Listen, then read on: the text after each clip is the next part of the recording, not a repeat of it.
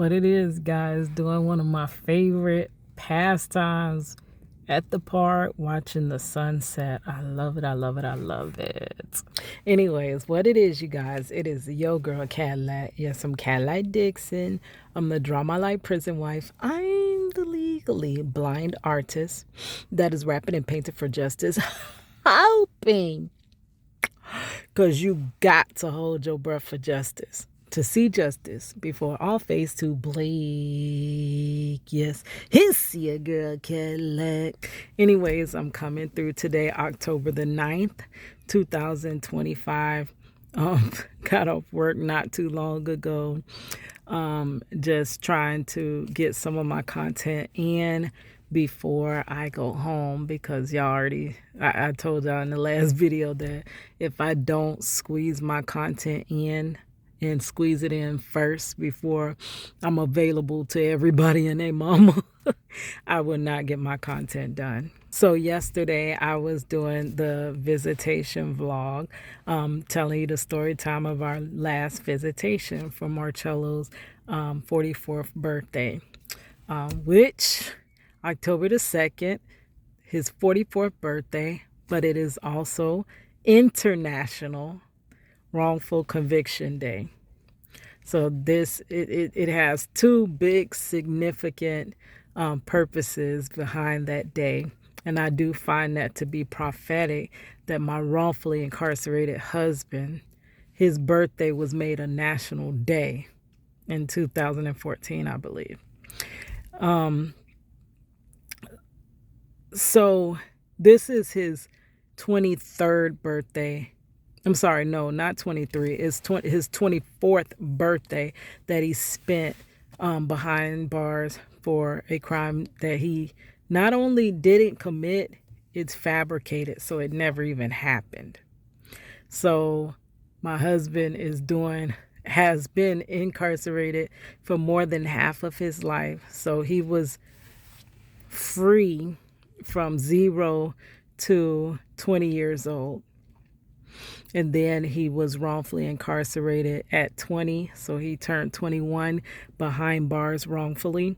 And he has spent from 21 to 44 behind bars for something he did not do. And that did not ever even happen. Allegedly. But about 10 to 12 more years of this nightmare, and then we can finally put this behind us. But where I left off, I was telling y'all about finally getting into visitation. He wanted to take pictures for his birthday with the grandkids, our daughter, and myself and him. But there's still no picture guy there. And then that's when I started saying that they should have a photo booth for us to take pictures or something like that. That would be so cool.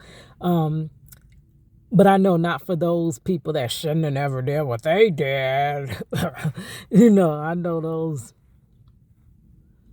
irritating viewpoints that refuse to see the full 360 view of everything and then call a thing a thing. These are the people that only get the one side, and that's all they need to make an assumption. But it reminded me back to when I was doing caricatures for my prison wives, because of the fact that they did not have, many of my prison wives did not have a picture together with their loved one.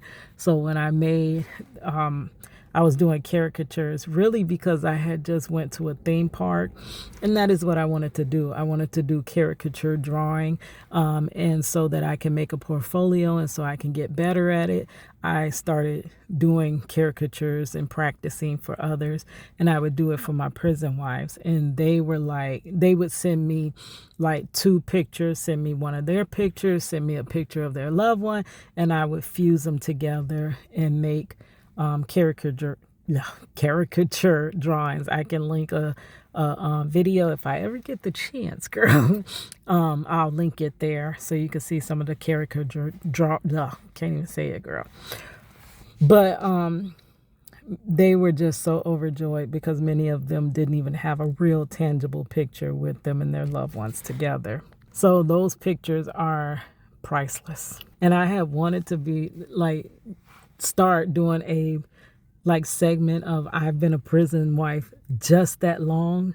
Well, I've been a prison wife just that long that I remember when the pictures were not printed out right there with the little printer and they didn't have a digital camera. I've been a prison wife since they had the Polaroid cameras. And they used to take our Viso pictures with Polaroids. Girl, and you can't shake it like a Polaroid picture. But yeah, so this facility does not have a camera guy yet. Hopefully soon they will get one because this is time with our grandchildren and we're grandparenting now through the same bars that we had to raise our daughter through. So we're kind of missing. So the great thing is that we have pictures of our daughter and my husband together, but now we're missing time taking pictures with our grandchildren and my husband and us together, right? Because there's going to be a significant jump. We got these pictures here and then it'll be however long that he's there that they don't have a cameraman before we, so we're missing intricate, and these things makes such a difference. Like in the everyday person's lives, it does make a difference to have pictures of your loved ones, but especially for our incarcerated family members that are not in our lives, immediately in our lives, but are in our lives through distance, time, and bars. It means way more. Like we really cherish those types of things. So we come in, we only have about a 2-hour visit. Marcello has both grandchildren because when we were checked in, he got in before us. He says that his dorm is like literally right by Viso. So had we been a couple of minutes earlier, they would have got him down there. But he was in there and he's seen the kids through the window. So he's like peeking and waving at the kids. Princess is so excited. Princess loves her grandfather. I'm just glad that she's not fully understanding yet that why he's distant, why he's here and we're somewhere else. I remember having to break that whole issue to my daughter, and soon we're going to have to repeat that process with our granddaughter. But she does get up at times crying and asking for, I want to see my granddad. And I'm like, your granddad's over there. And she's like, no, my other granddad, my granddad Cello. So it's approaching that time, but we're not quite there yet. And then we got a little time to go before our grandson gets to that point. But anyways, when we came in, this is a small facility, so they literally have only one fresh food vending machine, and that thing was gonna be, it wasn't nothing in there. Like they had like one, we got the White Castle burger for the two kids to share, so they both got a White Castle burger. I didn't want to eat. I just had some, I had some chips and I had, what else did I have? Oh, a diet Coke. Cause they ain't really got no diet flavors in there for me like that. They really don't have a lot of drink options. And I think we got the kids lemonade to share. And no more noodles. Princess loved the noodles, but no more noodles. Marcello at first was saying he didn't want nothing, but it was hardly anything on there. So Money got him a bag of chips. She was like, I'm going to get you something. So later he's like, oh, I want to eat. So I guess once it dawned on him, after getting over seeing his grandkids, now he's like, I want to eat. So it wasn't much in there. I think they had hot dogs. It's a twin pack of hot dogs. And what else? I don't know. I think we only had snacks. It was one more entree like thing. But my budget, I didn't go that far over budget with gas, full trip, and vending machine food. I think I spent $100 total. So I don't think I did too bad. Last time we were joyriding, we ate breakfast before, we ate breakfast after, and we ate there and the gas. And so I think I kind of hurt my pocket the last visitation. So this one was pretty good on budget, right? So they have a lot more games and toys and blocks. So we had Princess, Marcello, myself, and our grandson Akeo. We all, and Money, our daughter, we all did puzzles. It was like a box of 5 puzzles. We put all the puzzles together. And they ate. It was short and sweet because that time went just like that.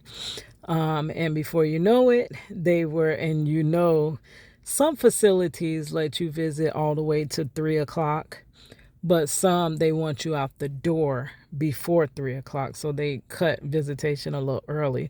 Well, they did that as well. They cut it early.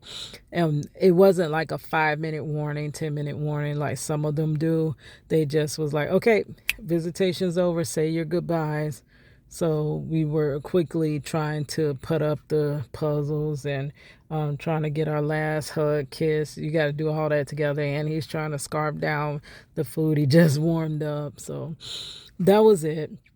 And then we got on the road, and literally it said 2 hours to get home. It was 2 hours and 17 minutes.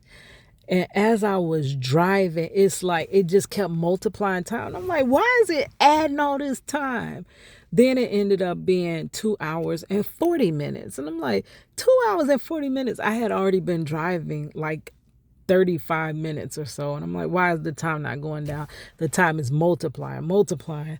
And I kid you not, that 2 hour and 17 minute drive, it turned into a 4.5 hour drive home. I don't know if it was the traffic, it was a couple of accidents, but I remember always going up that way. I would always have that issue. It's not that far, but it's just somehow coming home takes forever. And at the last time that Marcella was in this facility, that was when I was in school. I was working overnight in the theme park's laundry room. That shift started at 8:30. So I literally would have to start heading to work by like 7:30-ish. But I would have just got off the road because I would always hit so much traffic trying to come home. So most times I did not get much sleep, which I would get off of work at 4 in the morning. But you got to get on the road at like 7. So before the visitation, I did not get much sleep. And I did not get much sleep. So that's a total of 5 hours cut in half. Like maybe 3 hours before work. Before getting on the road for visitation, and then 2 hours after visitation. If everything goes smooth, I would literally just drop them off, head to my job, sleep in the parking lot 2 hours, and then have to go into work. Like, it was so stressful. And not only that, when I got off of work, I would have the biggest graphic design project due, and I would have school in the morning because we were visiting like on Fridays. So I had a Saturday morning class. So after coming from visitation, getting like 2 hours of sleep in the parking lot, working all night, barely staying awake, almost going to bed. Like, I used to do that laundry sleep. Like, I don't know how I used to do that, girl. And then just to get off and head to, not even, I used to go to college at 2 different campuses. My web design classes were in a campus they called the East Campus, which was far across town from me. My graphic design classes were on the West Campus, which was maybe 15, 20 minutes away from me. So that Saturday morning class was on the east side.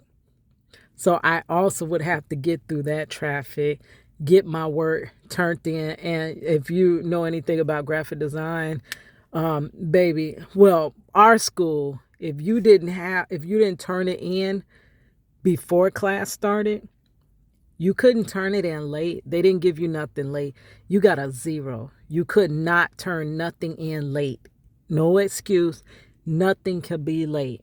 It had to be on time because they said they wanted us to know the real world. And when you miss deadlines, you actually cause a lot of trouble for people and their businesses and their advertisement and things that they need by certain times. So this truly brings back remembrance of where I was at that time. And then our daughter, what year was that? I think it was 2017. So our daughter was in high school and she was in everything you could think of. I had to take her to this, take her to that. And then also she was getting ready for college. So she had to do internships at like 2 different places to get all her time. So it was so much. I literally did not sleep, did not get an ounce of sleep. It's so crazy. So I do remember that getting up the road in 2 hours and then taking forever to get home, like crazy. But when I did get home from visitation, I didn't have to pull over and sleep. I wasn't like super tired, even though I didn't get a lot of sleep. I made it through that. I think we stopped one time so that I could use the restroom and we were going to get food. But so crazy. It was a nice little rest stop. But when I went in, Money was like, don't stop there, don't stop there. And I'm like, but I want some food. Like, that's one of I like to make visitation trips into a whole event, right? I vlog anyway. I love vlogging. I love doing different things. And I even did this in the era of when I was raising our daughter like this. But back then, all we have is Facebook pictures. We didn't have video. So video wasn't so prevalent in that time era, which I wish it was.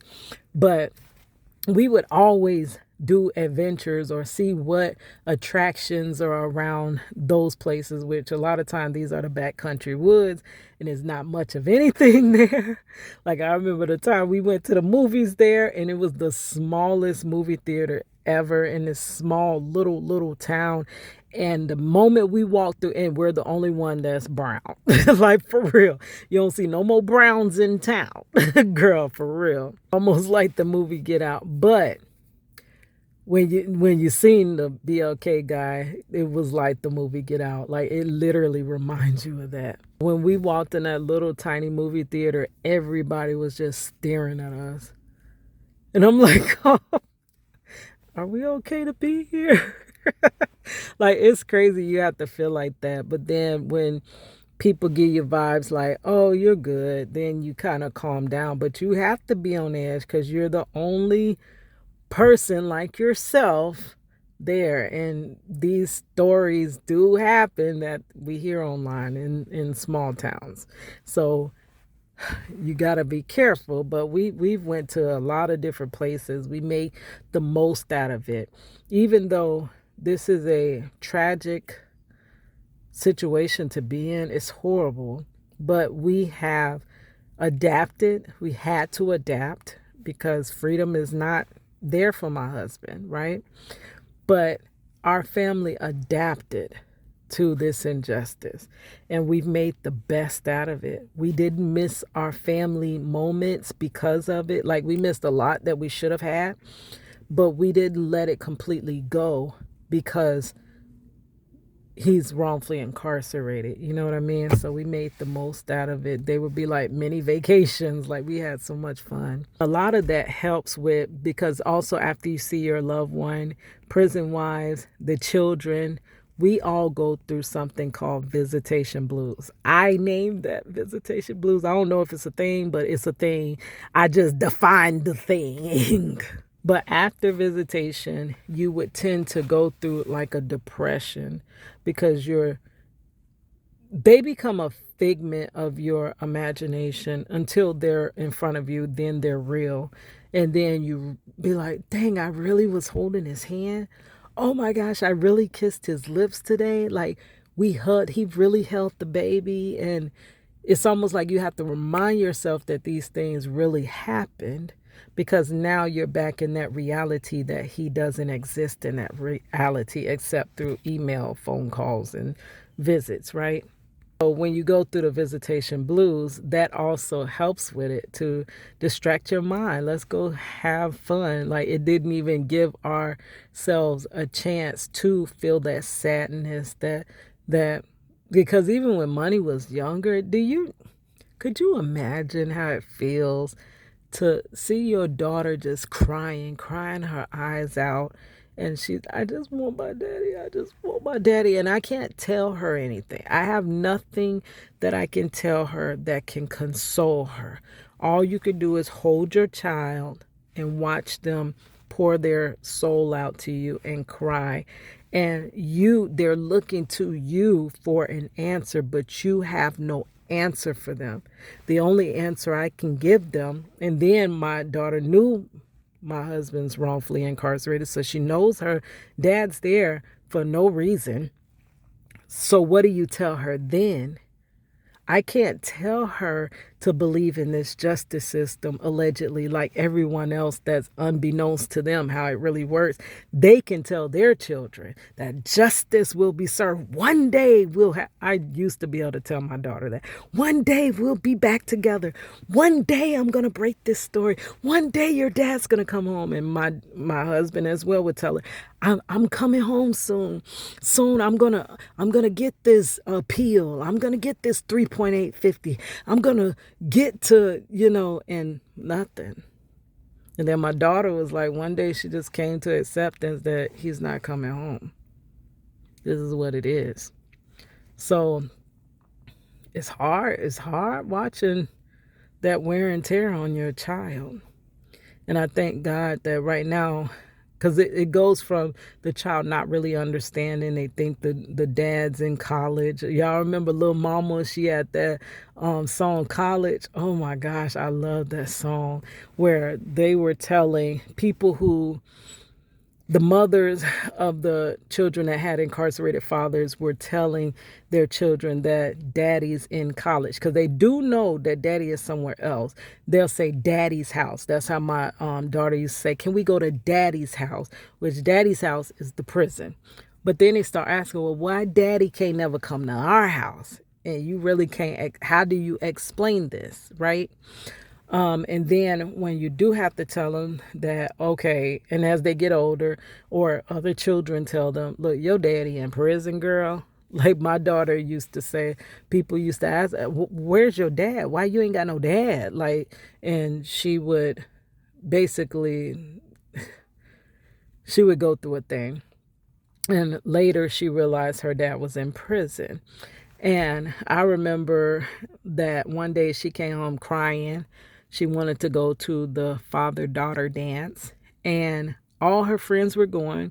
They either had stepfathers, they had their real fathers, or they had some man where they can attend this dance. And my daughter was like, I want to go, but I don't have a dad. And I'm like, you have a dad. He's just not here. He's just not free. And he loves you so much. And if he could be here, most definitely he would.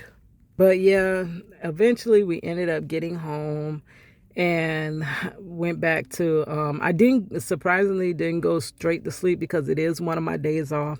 And I hate to let my days off go, because I really have very little free time outside of work, right? Because I work to live and I live to work. I hustle hard until it hurts. I work my fingers all the way down to the bone. And once I pay my bills, ain't got nothing to come home with. So by Sunday being one of my days off, I can't forfeit it because I went to visitation. So I stayed up trying to clean and do whatever. We have a family event coming up, and we're trying to really get the house in tip-top shape and stuff like that. Y'all know I had just got my storage cleared out, which was very difficult for me. So I still have a lot of the storage stuff that I have to sort through and get out of my living space, because it's crowding my space. So I have to do that. And then I got the kids, and, so I kind of stayed up late that night. Like, basically, did I stay up all night? I stayed up very, very late, and I think I got very little sleep. And then Monday, right after visitation, our daughter Money, she's returning back to nursing school because she just had a break. She had a little hiatus, and that's why she really wanted to go see her dad too. His birthday. I mean, conveniently, God's will, like it all fell together. Her dad's birthday, she was on break, and then she just requested it off from work and stuff, so she was able to go see him.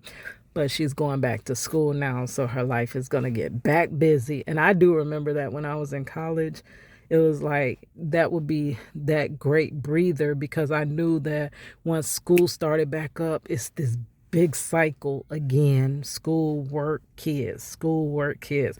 And she's in that same cycle. But she soon, Lord's willing, is going to break that cycle when she's able to do nursing and stuff like that. Um, so she was like, I want to do something with the kids before they go out. I mean, before I go back. So all of us together. So Monday, we kind of decided we were going to spend the whole day trying to clean up, right? And try to get the house in order, get things prepared and things like that. Cleaning out cabinets, cleaning out everything that has been packed up. And at 6 p.m., because she was like, where can we go? Because I ain't got no money. I just spent my monies on Viso. I have no money now. And it's only Monday. I literally got almost like 5 days or so before I get paid again. So we got to do something that's free. Like, what can you give me free? Or something cheap. So that's when we just took the babies to Chuck E. Cheese. My grandson did not enjoy it at all. He was just crying his little eyes out. I do have those vlogs. My granddaughter was so excited because she hadn't been to Chuck E. Cheese in a minute and she had been begging to go. So we took them to Chuck E. Cheese and then we ate at Cece's Pizza because that's right next door to pizza buffet. But girl, by the time we got there, I think we got to Chuck E. Cheese. They closed at 9. Girl, Chuck E. Cheese closed at 9. So we were able to play for like an hour. And then right next door was Cece's Pizza. They closed at 10. But by the time we got in there, literally they were pre-closing. And because they were pre-closing, all the food kind of was just warm. It wasn't even hot because they're so focused on trying to get out of there that they're not focused on. We just paid our full price for this and we're not getting the full experience because you're putting all the food up early, but it is what it is. That's just this day and age and how things are. But it was cheap to go ahead have a buffet. The kids, their buffets are $2 a piece. That was excellent. And we were 14 with the drink a piece. So that's not that bad, right? And that's what it was. So, and then after Monday, I returned back to work on Tuesday. So I again went back home after going out with the kids and was trying to get back to getting like, it's like a deep decluttering of the house that we have been working on. Because I just want to more, that was what I was supposed to do at the drop of this year. But, the minute I made my mind up, I got sick and in the hospital. So trying to get that to where I don't have to tend to those types of things and I can put my focus where my focus is needed. Because definitely the way my life is set up now, I need it to be a temporary solution that is in this chaotic state temporarily because I can survive it temporarily. But when it becomes your way of life permanently, then you like, at some point, like, no, I can't do this anymore. And that's when you kind of break down and stuff. But that's what it is. And now we into my work week. I got 2 more days. I did my 3 morning shifts. And for me, once I get my morning shifts done, it feels like it's downhill from there because the night shifts are not that hard. Like it's a lot harder in the morning. So today's my Thursday. I love Thursdays because I don't return to work in the morning. I return to work in the evening. So I can stay up as late as my heart desires. So I do hope to get home, riding out, listening to Introverted Rockstar.